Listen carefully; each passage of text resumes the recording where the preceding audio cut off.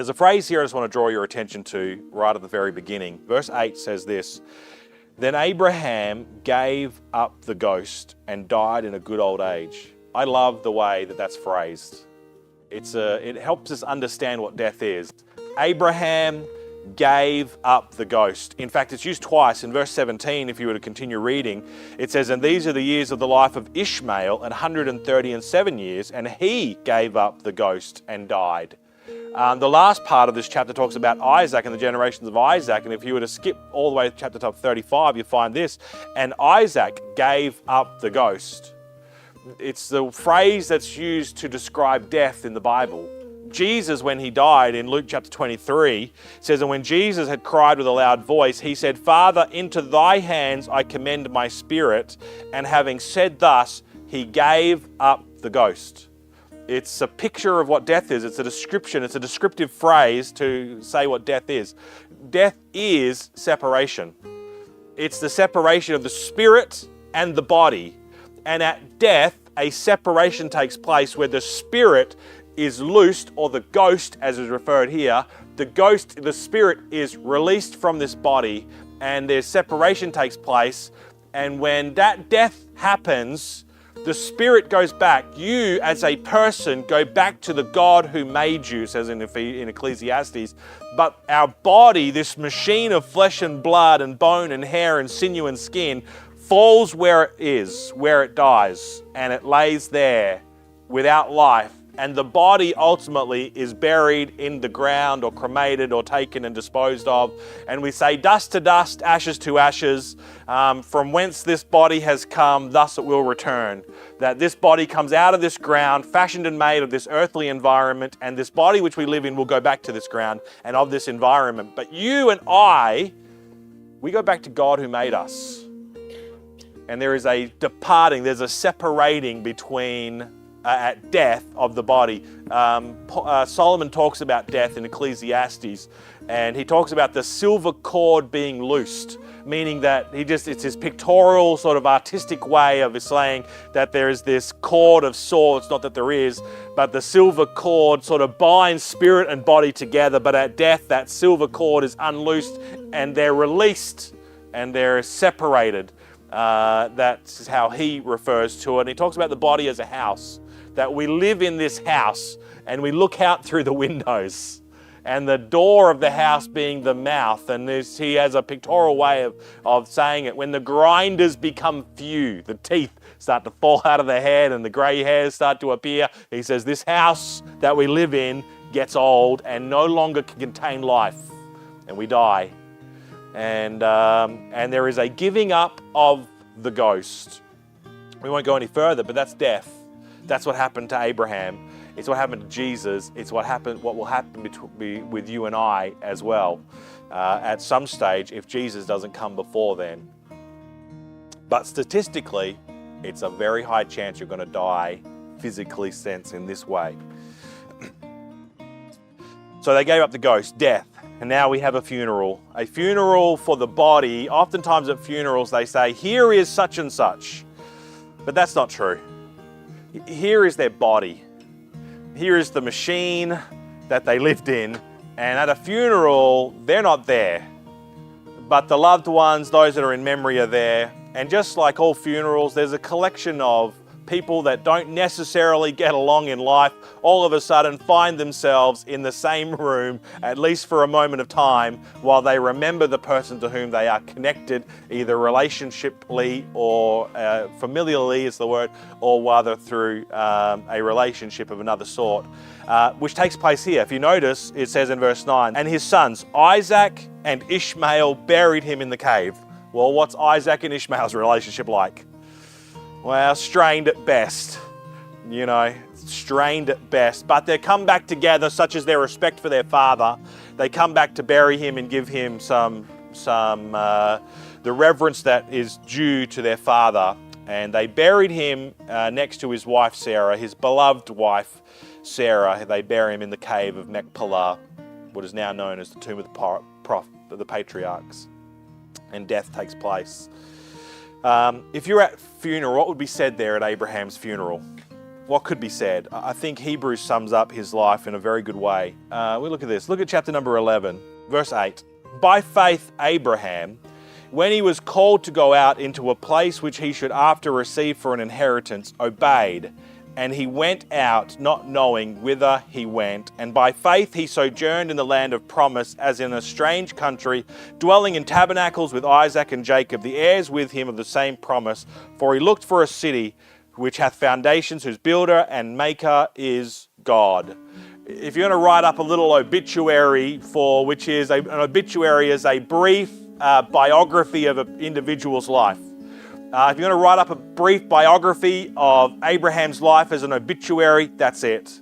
There's a man who followed God. He went out of his country and he obeyed God, and then he sojourned in a different land, and he dwelt with his family, Isaac and Jacob, and he looked for a city whose builder and maker is God. That's what you'd read in the newspaper, in the death notice. This is his life in a very short, succinct manner. I'm going to just look at it a little bit further, an obituary looking at the life of Abraham, and maybe someone would get up and read the obituary.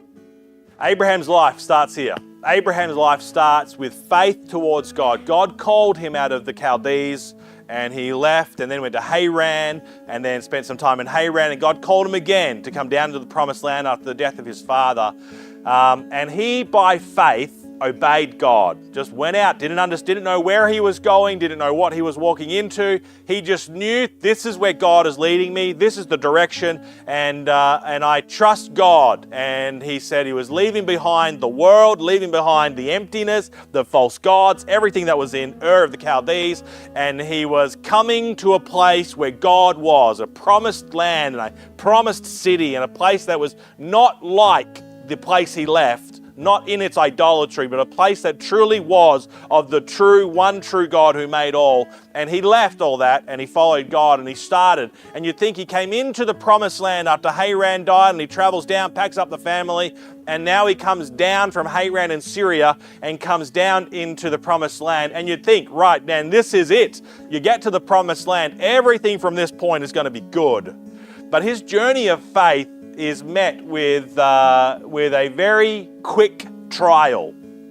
Straight after it, he ends up finding himself in a famine, and in that famine, he looks around, looks at his family, looks at his wife, looks at the servants, looks at Lot, his nephew who's with him, looks at all the camels and thinking, man, I'm in this strange land. There's a famine here. It's unfamiliar to me. I need to do something. I'm the leader of this. Everyone's looking to me for some leadership. We need to go somewhere. Now, we're going to have to do something. We're going to go down to Egypt. We're going to keep on traveling down there. And I know there's food, I know there's water, I know there's business, I know there's economics, I know we can survive down there, and the settings here are just not quite right. So he heads off, and in his famine life, he sojourned for a very short amount of time in the promised land before he heads south and goes down into Egypt.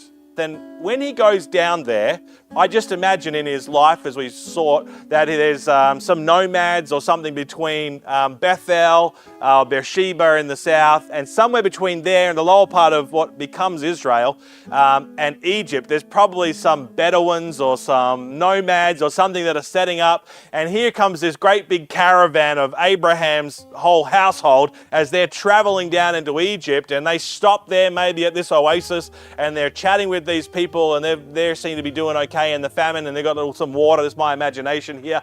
And they're saying, yeah, my name's Abraham. I've come from Abram at this stage, and we're traveling through, and we're meant to be living up here in this land. But because of the famine, we're going down to Egypt. And they probably do some business there at that oasis.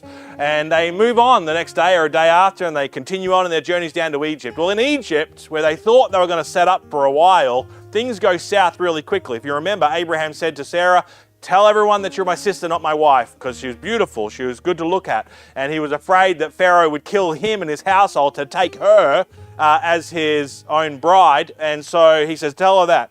Tell them that your sister. Well, things do eventuate in the sort of the way that Abraham anticipated, because Pharaoh saw her and wanted to take her part of the harem, take her as his wife, which caused all kinds of problems, as you know. And then you find out that Pharaoh finds out that Sarah is not in fact just the sister, but is in fact the wife of Abraham. And so there's implications and problems, and now there's a relationship problem between Pharaoh. Pharaoh is embarrassed by the situation. Pharaoh is angered by the situation. Sarah's put into a difficult situation. I mean, it just goes south so quickly. And Abraham has to make a decision again to his family and say, look, I know I've only just got here, but we're going to need to go back. This is not where we should have been. And so he travels back, and I imagine as he travels back north again, he goes back past that same oasis, so the same people are thinking, didn't we just see you like a month ago or however long ago? I thought you were going to be down there for like seasons and for years maybe until the famine got better and things increased up here, but you're coming back so quickly and so soon. And he has to be with humbled heart say, man, I have led my family astray. I did wrong. We should never have gone down there. It was so bad down there. We had such a bad experience. I mean, it was bad for the whole household. It's just negative experience. And man, it just put strain on my marriage. It caused political problems. I mean, I can't tell you the problems that we've had just down in Egypt in that short amount of time that we were there. We're going back up here, and I need to get back where God wants me to be. He makes a turn though. So his life starts to go up, and then it makes a turn down, and then he goes back up again, and he goes back to Bethel, and he sacrifices. And this is the life that we have laid out before him. And they'll be telling it at his funeral maybe. And then maybe Ishmael or Isaac says, and then Dad, after he went to Egypt, he took the family up to Bethel, back to Bethel, and moved the house to Bethel. And he started worshiping God again, and things were good for a while. Until they got impatient. And he got impatient about the promises of God, and Isaac might be telling the story, or Ishmael might be telling the story, saying, and they got a bit impatient and waiting for the promise, and then maybe Ishmael is saying, and then Dad took my mum, and she was an Egyptian that they collected and bought or acquired while they were in Egypt, and came onto the household as a maid and servant, and got her when they were in Egypt, and now he says, Ishmael telling the story, and then my dad took my mum and married her and into an agreement as a concubine, and here I was born out of this relationship. And the troubles and the sorrows that would have come out of that. And so you have another place where there was unbelief at the beginning that God can feed in famines. Now you have a place in his life where he gets back to go good, back to Bethel, and then it's impatience. That God, you knew what God was going to do, but you're just impatient to get there. And in that impatience, Ishmael and Hagar is the situation. And there's some bad times that came about and difficulties in their life because of that. But then he gets right with God again. And he turns back to God and he acknowledges, man, I've been impatient, but I trust you, God, for the true seed and the true promise and the one. And so his life turns again. And he goes back and seeks God, and his relationship with God is restored. And in fact, God comes and meets him face to face. It says that Jehovah, the Lord, came to the very tent of Abraham and communed with him. And Abraham goes and feeds him and lays out a meal before him. And he has a calf, and he has some cheese and some bread and different things laid out. And God eats with Abraham. It's an amazing part of the story. But such was the place that Abraham got to commune in the presence of God. Do you think that was a good day in his life? Oh man, I tell you, he would have noticed just being in the presence of Jehovah, just man, this is a wonderful, wonderful day, and just enjoyed that time. And it's like the birds are chirping and singing. What a day. It was hot, but man, it was great. And he worships God, and you think, right, this is going to go good from here. But it doesn't. Because life carries on again, and we find that he ends up, as he travels around in this nomadic sort of lifestyle of Abraham, we'll look back over his life at his funeral, and he moved again, and he moved this time out west, and he goes out to the king of Gerar. He goes out to the Philistines, and he is there with the king of Gerar, and he goes to Abimelech the king, and then you find Abraham committing the same sin that he committed with Pharaoh.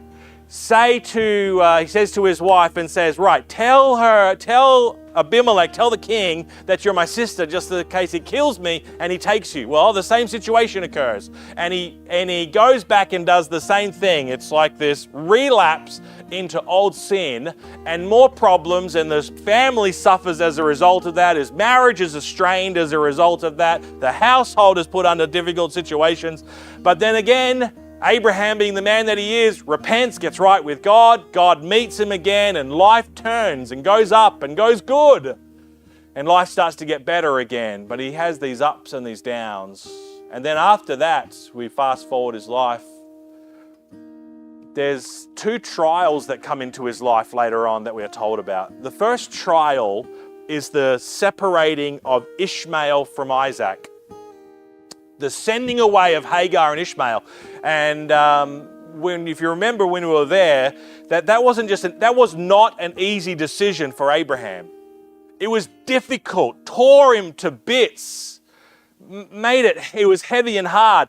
Ishmael and Isaac clashed. Isaac didn't clash with Ishmael. Ishmael clashed with Isaac. Ishmael was a problem to Sarah before Isaac came along. And then the child was born, and Ishmael then directed his animosity towards Isaac to a place where Sarah had to say, he has to go. He is causing problems. As a 15, 16, 17-year-old boy, young man, he was causing problems. A 17-year-old picking on a 2-year-old, 3-year-old. Problems.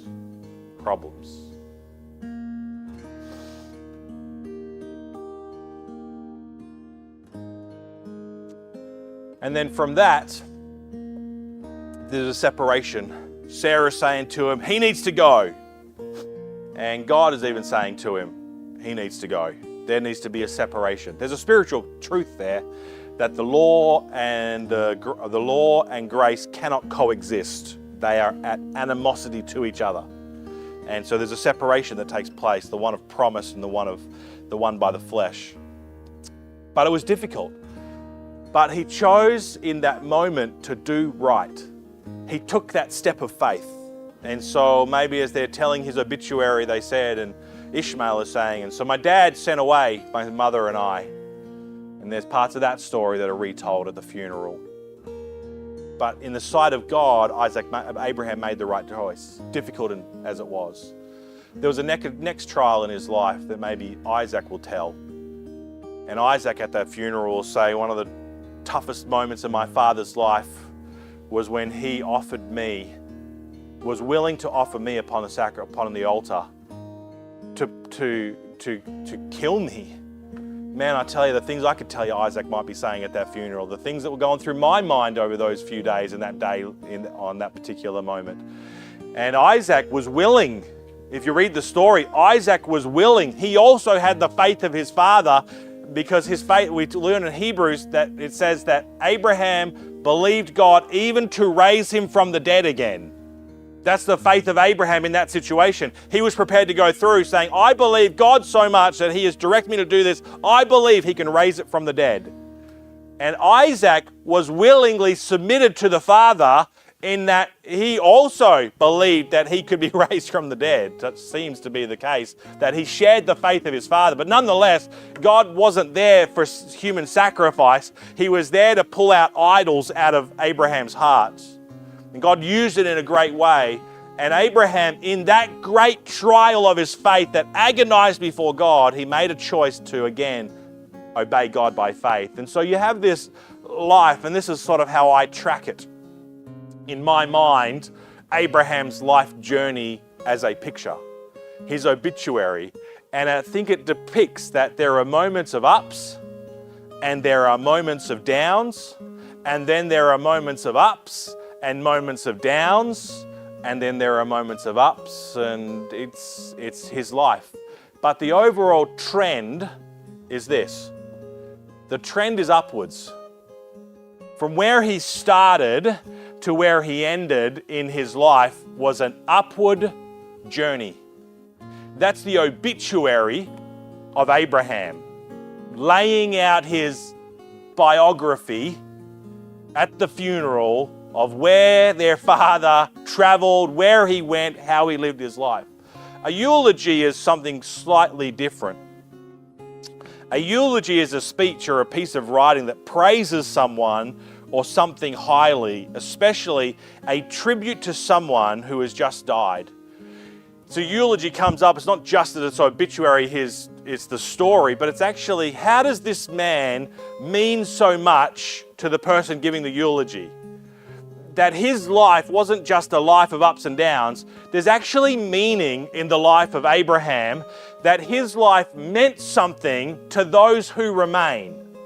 And Abraham today, his life means something to us who remain and have outlived or outlive him in a historical sense, life. His life means something. There's things to be learned. Because if you look at the life of Abraham, he was a man that loved and feared God. He made some drastic decisions early on, and to say, I am going to leave this world, I'm going to leave the love of this world, and I'm going to leave my people, and I'm going to follow God, even if that means I may be a decision that it's just me following God. He made that choice, which is what happens when a person trusts Christ. They come to a place in their life that they say, right, I forget about the world, forget about what this world has to offer. I'm following Jesus, and I'm placing my faith and trust in His word, that He pays for my sins, and that there is a home beyond the river, that there is a city and a new Jerusalem. I trust Him, and I'm following Jesus. And you enter in on the journey of faith at that very point of believing and trusting Jesus for the salvation of your soul. Have you ever seen someone who first trusts Christ? They are like this, because there's great zeal, and they enter into the promised land of sorts, like Abraham, thinking there's never gonna be any problems. One of the ladies from Shalom said that very thing to me. She said, when I got saved, she said, when I got baptized and came out of the water, she said, I thought that everything was just gonna be like easy. And she said, it's actually been at times more difficult since I got baptized than before. And that's the Christian life. But there's a zeal that's there, right? There's this zeal, man, I'm gonna be in church, and I'm gonna read the Bible, and I'm gonna do this, and I'm gonna do that, and I'm gonna tell everybody. And then troubles come. And it's not long before some difficulties come. Some famine comes in, where you thought everything's going to be green pastures forever. All of a sudden it doesn't rain, and things dry up, and things become difficult. And under those moments, these new fledgling Christians who are trying to have a journey of faith, all of a sudden now are tempted to go back to living by flesh, living by sight. Forget about what God says. I need to do something about it in an here and now, in an earthly sense. And they turn, in essence, from the promised land of a place that's meant to be lived by faith, and they turn to living by sight. And they go back down to Egypt, and they say, right, we need to pack the family up. We need to do something here because of famine and difficulties, and we need to leave, and we need to go down here. Do you know how many young Christians in their first part of their Christian journey get out of church? No, if you go back over the journey of people's lives and their testimony, you might think, oh, they're faithful to church. Right, but at the beginning, they're not always faithful to church, because difficulties come into church. And it actually takes a certain level of spiritual maturity to actually be faithful to church. It's actually difficult at times to be faithful to church. For me, I find it easy. I don't wake up on a Sunday morning going, I don't know if I'm going to go today. And it's like a different level of faith. It's like a muscle that's been exercised to the point. It's actually a victory won long time ago. But as you're just starting out on your journey of faith, it's difficult. And people start in church, and then something happens. Someone says something. It's construed the wrong way. Something, situations, and it's like, wow, this is bad. This is where I'm leaving. And all of a sudden, it's no longer living by faith. Now they're living by sight. And they're out of church. And you know how many people I've met that over the course, both in the US and here in Australia, and you speak to them and they say, yes, I'm a Christian. That's great, yes. Are you going to church anywhere at the moment? No, I haven't been in church for a long time. Why? Oh, there was this situation and that situation. And they'll say, but I need to get back in church. Because a lot of times new Christians, when their faith is low, they need to get back in church. And you probably know somebody. Either here you look around and think, where's such and such? Well, I'm probably going to guess that the reason that you haven't seen them for a while, whoever it may be, and this happens over the course of, over a church life, this happens on cycles with new people all the time. They think, right, it's difficult and it's hard. Yeah, well, there needs to be some help and some encouragement. Hey, you need to get back in here. Get plugged back in. How is it out there in the world? because there are some, I picked them out here, just two men that I think of sitting here this morning, who both testify that they were Christians for a while, but it's actually getting in church and being around the saints and the body of believers that actually encourage them. Look at Jeff, and Jeff said, it was what, 6 years that you were saved? About 6 years. But he says once he got plugged into church and made a step of faith after 6 years, after wandering around aimlessly a little bit for those 6 years, once he got plugged in, he said he grew massively in a short amount of time by getting into church. And the one who just said amen is the other person I'm going to pick on.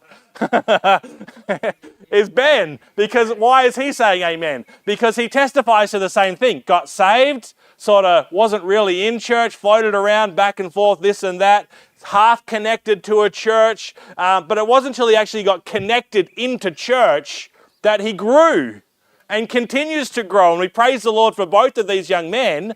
And part of their journey was to actually take a step of faith and say, I'm getting plugged into church. I'm about facing. I started, things went well, and we went down again, but I'm going back up to the house of God, which is where Abraham goes, to Bethel. He returns to Bethel. Bethel, Beth is house, El is God. House of God. He goes back to the house of God. I'm not trying to just make an application here that is wrested from the scriptures and twisted to make it. No, he goes from Egypt back to the house of God. And there's so many young Christians who are maybe Christians for a long time or maybe a short time, but their faith is weak and they're wandering around in Egypt because things got difficult for a while in church and the promised land, what supposedly they thought was the promised land, and then the grass dried up and things went brown and out they went. Right, but that's seasonal. Things happen. Things happen. Takes a step of faith, and Abraham had to learn in his journey. I'm getting back plugged into the house of God, and he goes back. And then surely everything will be good from then once you get plugged back into the house of God, which is part of the Christian journey. Is that true for those who have been plugged into the house of God for any length of time? No, it's not, because guess what? It's a trial and a struggle again. And here is Abraham, and he goes along, and then he gets impatient over the things of God, and he's waiting his life, and he goes back to Bethel, and he starts worshiping, and the altar's kicking off again, and he's having time with God, and he's like, yes, God, I know that you promised these things in my life, and I'm just going forward, and I'm going to, yes, and that zeal is back, and he's back serving God with vigor. And then as time goes on, and a period of time happens, and the sun, you're going around the sun a few times, and he's like, man, we need to do so. I need to speed up the process of God here. And in his impatience towards the promises of God, ends up making a bad choice. And guess what? People in church get impatient with God and make bad choices. Abraham did that. And those bad choices, this bad choice of Abraham, this choice that came out of impatience, hung over him for the rest of his life. Don't just think, oh, it's a season, and you go and sin, and you get out of the will of God, and you step aside for a while, and then you get right with God, and then everything ends there. No, sometimes there's decisions that are made that you make outside the will of God that will carry over the rest of your life that you'll never be able to get away from, and it hangs as a shadow over you. But Abraham teaches us that though it may hang as a shadow over him the rest of his life, he still was able to grow and thrive and prosper as a child of God. And he gets right with God again. And he goes back up and has, after more foolish decisions on his behalf, he has one of the sweetest times of fellowship with God after these bad choices, and he gets right with God. And he has some time. Just the presence of God is all over him on that particular day. And it's a highlight of his life, and he thinks about it. And God comes and meets with him even after his bad decisions. And then you think, right, he has the presence of God, and you just think, man, he's going to forever be good till the day he dies. But yet there's more bad decisions in his on his horizon. And he goes back and he relapses into things that he did as a new Christian. Goes off to another country, up to Pharaoh, Pharisee, Philistines. Over to the Philistines is where he goes, and he's back to the same lie. the same situation, the same strain upon his family, the same issues upon his marriage, the same relapse into what he did all those years ago in Egypt. And is that not true for us? Can you not identify with this? That even after periods of time in your life that you think things are good, you have relapses into things that you thought that you were done with? You think you're done with that bitterness and all of a sudden there's a relapse back into it. You think you are done with the gambling. You think you are done with the pornography and the looking at images. You think you are done with the language and the anger, and you think that was all done in the past, and all of a sudden there's a time in your life and a season that you relapse back into it. Man, that's Abraham's life. That's Abraham, who's lifted up as such a godly example that we ought to look up to, and yet he is treading the same path that you and I so often tread. We have times of relapse, and we have times of impatience, and we have times of walking by sight and not by faith, just like he did. And if that's your journey in your Christian life, which I'm going to guess, without knowing everybody's story, just knowing mine and just knowing a few other people and just knowing the life of Abraham, I think we're all connected here a lot closer than we probably realize. But again, even under those situations, he turns around and says, man, I relapsed. He didn't just quit and throw it up and just like, there's no point in me ever continuing. No, he's like, man, I've sinned against you, God. I'm sorry. I did it again. And he gets right with God, and his life starts heading back up again. And then there's great trials in his life. Some of the toughest trials in his life are still yet to come in the later part of his life. Sometimes we think, oh yeah, once you get to a certain level of Christianity, once you get over some of those hurdles, then it just gets easier. Actually, if you were to ask Abraham, it got harder and harder and harder as he got along. It actually got more difficult. Because I think if you're going to ask Abraham, do you want to face a famine in the promised land like you did at the very beginning of your faith journey? Or would you like to face the prospect of separating Ishmael from your household? What do you think he would have chosen? But I will take a famine any day. Oh, that's easy. I know how to handle that. That's an easy trial to deal with. I would take that. Okay, what if you fast forward and you go to Isaac and you go to the laying down of Isaac ready to kill him? Isaac, would you go with the next trial of his faith? Would you want to face that, or do you want to face the separating of Ishmael from the household? He'd probably say, man, that was tough, but this is way tougher. And that one sort of worked out okay. And I sort of know what's going to happen in that one. I'll go back to that one. And that seemed easier. Everything before seemed easier. And everything that kept coming got harder and harder and harder. That's the Christian life. Don't think, oh, I'm 60 now. Oh, I'm 70 now. There's no more trials in my life. Wrong is what it is. I've got past it. I've got past the passions of youth. And if I could just get past the passions of youth, surely then life will just get easier. In some regards, yeah. But in others, no. I'll tell you a story that I just came across yesterday. A teenager in my youth department back in Texas. Great young man, godly young fellow. He was in the youth department, and when he graduated high school, went to Heartland Baptist Bible College. And when he was at Heartland Baptist Bible College, he traveled on one of the music groups, for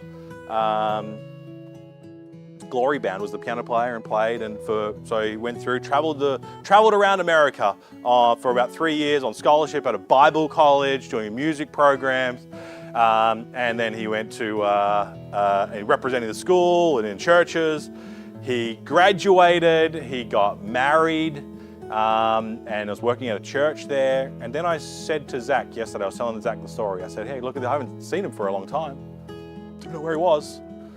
And I said, found him, came up on Facebook, came across him anyway. I was like, hey, we're there, you haven't seen him for a long time. Why, Zach? I said, Zach, check out this. Told him the story. I said, Zach, have a look. Look at his profile today. He is in a relationship with a man. He's like, what? Zach was like, I thought you were going to show me that he was with a photo with some famous person. He goes, whoa, he goes, that is not what I was expecting. I was like, that's not what I was expecting. Separated from his wife, not in church, all in the LGBT community. You think, well, yeah, but he's a young man. How's that going to be old? His mother played the piano at church. His dad was the college and career teacher. They're godly family. And now they are at later in life, their son is now in the LGBT movement that they would be absolutely opposed to. And they thought, man, I thought everything was going good until just a few years ago. Do you think that's a trial in the parent's life? I can't imagine the trial that they're wrestling with to see a son or a daughter or a child walk away from God in such a blatant way. No, nothing to do with that. I'm going this way. That's a trial. That's a trial of faith. So don't just think, oh yeah, once I get to later in life, it's going to be easy. No, Abraham testifies in his life, it's not going to get easy. It's not going to get easy until you're face to face with Jesus. And each stage of our life is going to be different. But there's going to be ups and there's going to be downs. There's going to be trials. And some you're going to do well in, and some you're not going to do well in. And you're going to look back and think, man, I wish I made a different choice there and we made a different decision there. And Abraham would look back on his life as he was nearing death thinking, man, I wish I'd made some different choices. I wish I could go back. But you can't. You can't go back. You can't go back there. And Abraham never hindered his ability to have an amazing walk with God and to be a godly influence to all around him. I'm going to say to you, you might look back over your Christian journey and you might look back and think, man, there's some times in my life I wish I made different choices. Give it to God. And you might never be able to escape some of those choices till the day you see Jesus face to face. But again, I say to you, give it to Jesus. Give it to Him like Abraham gave it to him. And just know that whatever is in the past doesn't hinder you from going and growing from today. Abraham grew and kept growing despite the challenges of his faith, despite the times where he walked by sight, despite the times where his impatience got the better of him, despite the times that he relapsed. Despite those times, he continued to get back up, seek God, and God met him and grew him and grew him and grew him all the way on from 90 to 100 to 110, 150, 175. He kept growing. Can I encourage you? Don't think you got to 60 and now you're just gonna put the little sail up and just sail into Jesus' arms. It doesn't work that way. You're gonna have to walk by faith until you see Jesus. And some of you who are old by earthly sense, like Abraham was old by earthly sense, you might find that some of the greatest trials of your faith are yet ahead. But hopefully your life experience will be like Abraham. As difficult as those times may be, you can face them, and instead of being a down, it's like steps of up towards the end. Be steps of up. Keep going up. Keep pursuing. Keep following. And that would be the eulogy at Abraham's funeral. This man lived, and we can identify with his life. And God puts it before us that we might learn and grow from his life. You and I know what it is to be up and down, and new Christians will be up and down. But let's hopefully that the ups and downs start to stop and we start to grow up and onwards. That's the desire of God. Would you bow your heads and your hearts this morning?